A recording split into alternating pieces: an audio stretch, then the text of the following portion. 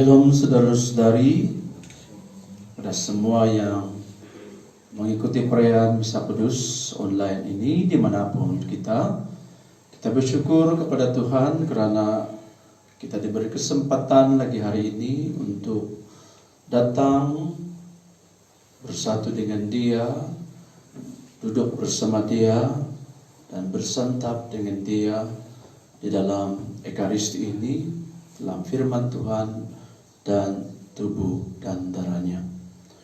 Nah, saudara-saudari, kalau kita melihat dan merenung ketiga-tiga pembacaan pertama, kedua, dan Injil hari ini sangat berkait rapat di antara satu sama lain. Mengajar kita, mengingatkan kita tentang fakta kehidupan, tentang saudara-saudari realiti kehidupan, dan juga suka duka kehidupan. Nah, salah satu yang sangat ditampilkan di dalam ketiga-tiga pembacaan pada hari ini adalah tentang masalah. Nah, saudara-saudari, selagi kita ini bergelar manusia dan masih hidup, saya yakin dan percaya tiada kita yang tidak pernah tidak ada masalah. Karena masalah itu, penderitaan itu, kesusahan itu, dan akhirnya kematian adalah bagian yang integral dalam kehidupan kita sebagai manusia. Tiada kita yang boleh lari dari perkara-perkara kesusahan, penderitaan, penyakit, dan juga kematian. Jadi ada orang yang berkata, jadi apa guna untuk mau berdoa kalau mati?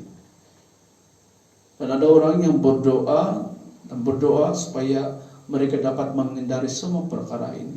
Dan ini adalah satu pikiran dan satu saudara-saudari kepercayaan yang salah. Karena hakikatnya kita semua saudara-saudari, seperti yang saya katakan tadi, kita akan mengalami kesusahan, penderitaan, penyakit, dan akhirnya kematian.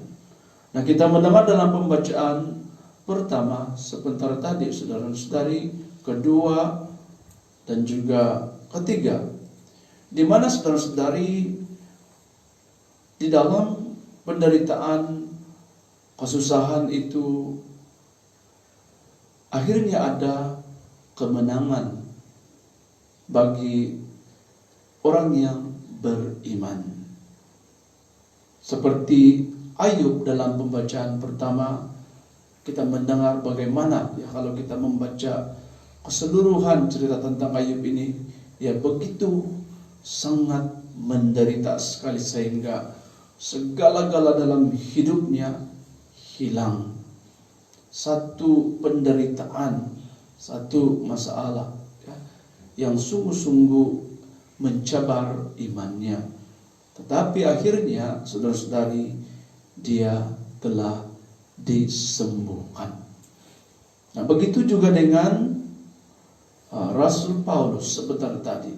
Dia menceritakan tentang bagaimana tanggung jawabnya di dalam pewartaan, bukannya mudah. Banyak cabaran-cabaran yang dilaluinya sebagai manusia yang rapuh, sebagai manusia yang lemah.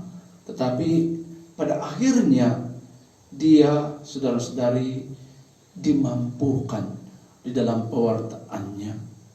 Dia berjaya, saudara-saudari. Itulah sebabnya dalam satu suratnya dia mengatakan dia telah berlari sehingga ke akhir penamat. Nah, begitu juga di dalam pembacaan Injil. Kita mendengar bagaimana ibu mertua Petrus telah disembuhkan. Dan banyak juga orang-orang yang sakit yang datang kepada Yesus telah disembuhkan. Maka itulah saudara-saudari hadiah daripada iman dan kepercayaan. Akhirnya kita mendapat saudara-saudari kesembuhan daripada Tuhan. Tetapi tidak berarti kita tidak akan mati, saudara-saudari. Kalau kita lihat semua orang-orang yang disebutkan tadi, mereka sudah tiada sekarang. Mereka sudah mati, ya. Namun apa yang ditampilkan di sini, saudara-saudari, adalah ditekankan di sini.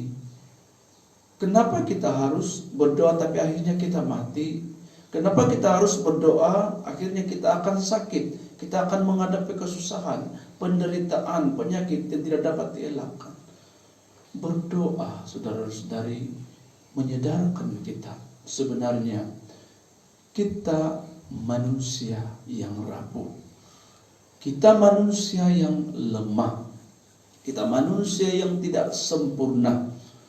Maka menyadari keterbatasan, kekurangan kita itu, doa menyadarkan kita sangat-sangat memerlukan Tuhan dalam kehidupan kita sebagai pendamping kita, sebagai pelindung kita, dan juga sebagai saudara-saudari kekuatan bagi kita. Agar akhirnya bila kita mengalami kesembuhan itu, saudara-saudari, kita akan bangkit seperti Paulus. Celakalah aku jika aku tidak mewartakan. Maka di sebalik, saudara-saudari, kesusahan penderitaan, akhirnya kita mengalami campur tangan Tuhan, ya. Kehadiran Tuhan dalam hidup kita. Kita diajak, saudara-saudari, untuk menjadi saksi-saksi Kristus. Karena begitulah juga yang dituntut kepada kita di dalam pembaptisan kita, saudara-saudari, di mana kita berkongsi dalam 3 martabat Kristus sebagai padri, ya, sebagai imam, ya, sebagai nabi, dan juga sebagai raja. Jadi inilah tugas perutusan kita yang menjadi saudara-saudari satu perjuangan kita selagi kita diberi waktu, selagi kita diberi kesempatan, selagi kita masih di dunia ini, walaupun kita bergumul, ya, berdepan dengan pelbagai macam penderitaan. Jadi sekali lagi firman Tuhan hari ini mengingatkan kita bahwa apapun yang kita deritai, apapun penyakit yang kita, ya, alami, kesusahan, masalah, jangan jadikan, ya, saudara-saudari, masalah itu, penderitaan itu, penyakit itu Tuhan di dalam hidup kita. Tetapi jadikanlah Yesus Tuhan di dalam hidup kita, datang memberi kekuatan, menerangi kita, memberi penghiburan, dan memberi sukacita. Karena penderitaan pada dirinya, saudara-saudari, tidak akan pernah bermakna. Tetapi penderitaan yang diberi makna, saudara-saudari, maka penderitaan itu akan menjadi penderitaan yang sukacita. Apa maksud saya penderitaan yang diberi makna adalah lihat salib Yesus, saudara-saudari.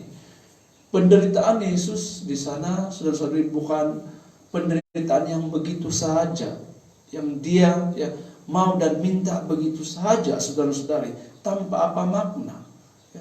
Tetapi penderitaan itu diberi makna, di mana melalui penderitaan itu mengungkapkan, saudara-saudari, cinta kasih dia, ya, kepedulianan dia, ya, belas kasihan dia, pengampunan dia, saudara-saudari, ya, kepada kita. Dia mau bersatu dengan kita di dalam penderitaan kita. Inilah yang dimaksudkan memberi makna di dalam penderitaan kita itu, agar kita mendapat penghiburan. Jadi sebagai contoh, saudara-saudari, Kita menderita pelbagai penderitaan. Mungkin yang sedang ikut online ini, ada di antara kita yang menderita mungkin karena kekangan ekonomi. Ada di antara kita yang menderita karena perpecahan di dalam rumah tangga, perceraian, perpecahan ataupun masalah-masalah dengan anak-anak.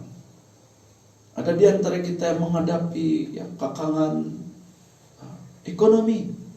Ada di antara kita yang kehilangan pekerjaan. Ada di antara kita yang menderita penyakit kanser, menderita penyakit-penyakit ulcer yang teruk, menderita penyakit yang misteri, maksudnya penyakit yang tidak diketahui.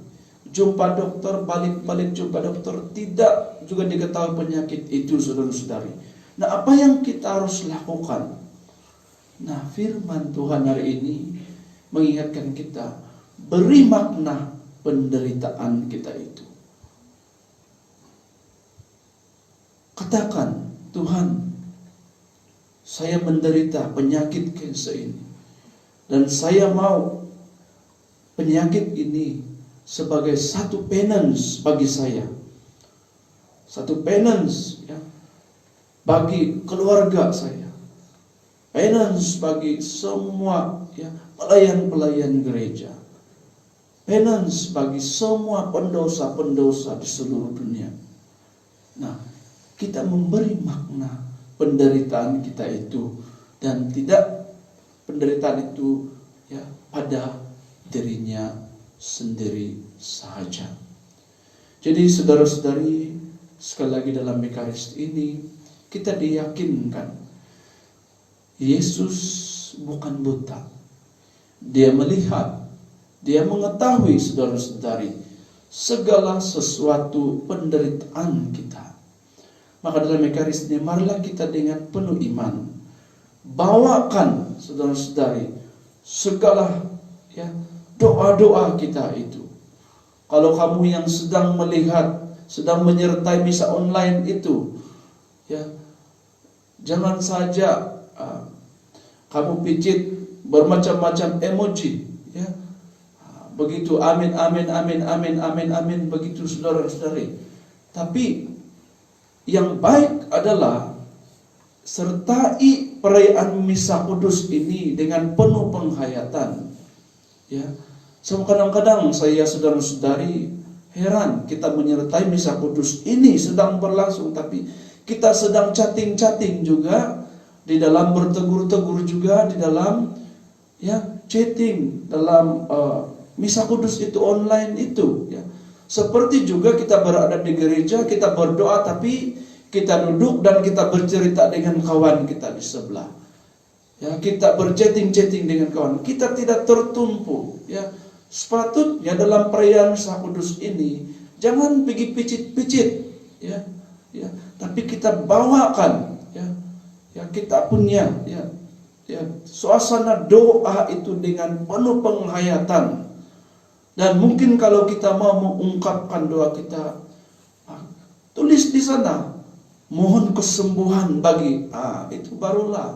Tapi ada kadang-kadang emoji ketawa lah, emoji marah lah, macam-macam emoji menangis kan. Jadi apa semua itu, saudara-saudari? Berchatting-chatting, Tuhan, kau pun di sanakah? Kau ikut misa? Dibilang kan, apa itu, saudara-saudari? Jadi mari kita sertai misa kudus ini dengan penuh kekudusan, saudara-saudari, walaupun dia dirayakan secara online, saudara-saudari. Dan kalau kita mengikuti misa kudus ini pun, kasih habislah. Jangan misa kudus perayaan kamu sudah left. Kan? Seperti juga kamu ikut misa kudus, yang kebiasaannya belum habis misa kudus kamu sudah keluar pergi makan misu ataupun pergi beli kue, pergi beli sayur. Yang penting nakasambut dia bilang. Jadi misa kamu tidak pernah habis, saudara-saudari. Jadi bila Tuhan sudah memanggil kamu, kau ada 70 misa belum karena berkat, tidak habis misa kau di dunia, dia bilang kan. Begitu juga yang kita lakukan. Jadi maka itu saudara-saudari, ya, doa itu sangat penting.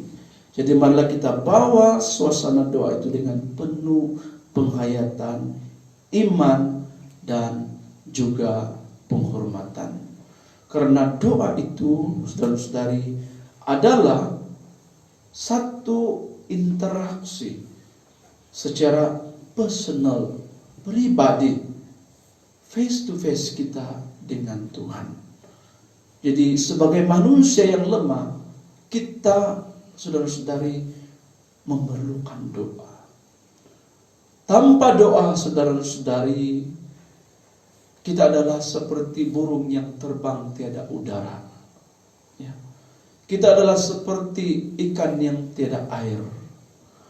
Kita adalah seperti manusia yang tiada oksigen. Akhirnya mati, saudara-saudari. Jadi marilah kita mencontohi Yesus hari ini. Dalam segala penderitaan, dalam segala kesibukannya, dalam segala kesusahannya, dia mempunyai masa hening untuk, ya, datang kepada Bapa di dalam doa. Orang yang beriman akan mengambil masa untuk berdoa dan mengambil masa untuk duduk dan mendengar Tuhan. Hanya Satan, anak Satan, yang tiada masa, saudara-saudari, untuk berdoa, untuk duduk di kaki Yesus, membaca firman Tuhan, merenung, ya, firman Tuhan setiap hari. Jadi saudara-saudari, mari kita lihat, adakah kita anak Satan atau adakah kita